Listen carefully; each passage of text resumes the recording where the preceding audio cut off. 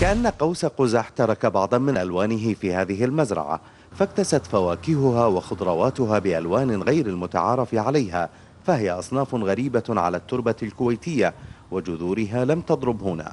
أنا مزارع وابن مزارع ونملك المكانات ونملك الزراعة، وبعد البحث ما لقينا الأشياء هذه النوادر موجودة في الشرق الأوسط، فحبيت الفكرة وجلبت معي البذور وبدأت التجارب تقريبا من 3 سنوات. الطماط اللي موجود حاليا عندي الأسود نوعين، واحد كرزي حبته صغيرة ومن داخل أصفر، والطماط الحجم العادي أسود ومن داخل أحمر.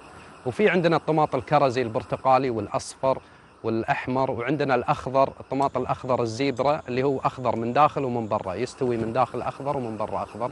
عندنا طماط أصناف قديمة جدا مثل طماط الشيروكي اللي هو الهنود الحمر في الولايات المتحدة الأمريكية. هذه طماطتهم على اسم القبيلة. من أغرب ما زرعت هي طماطم آكلي لحوم البشر، هي نوع من أنواع الباذنجان الأحمر صغيرة الحجم. هذه لها قصة وترتبط في قصة آكلي لحوم البشر في جزر فيجي، كانوا لما يأكلون الإنسان يطبخونه بهذه الطماطم. الجزر حاليا اللي زارعين عندنا بنفسجي والأصفر والأحمر.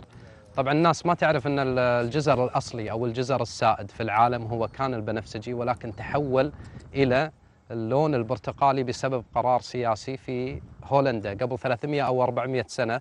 قرر المزارعين الهولنديين شكر شخص من عائلة أورنج لأنه ساهم في استقلال بلادهم، فزرعوا الجزر البرتقالي، ومن ذاك الوقت إلى الآن صار الجزر بالعالم برتقالي. طبعا الزهرة مثل ما هو متعارف عليها أو القرنبيط بيضة. احنا عندنا 3 ألوان نادرة، البنفسجي والأخضر والبرتقالي، تشكيلة كاملة. طبعا هي تختلف في ألوانها وبعضها تختلف في القيمة الغذائية. صعوبتها أن موسمها موسم غير موسم البيضة، وبعدين بسرعة لما تستوي لازم نحصدها لأنها ما راح تعطينا وقت أنها تبقى بالأرض.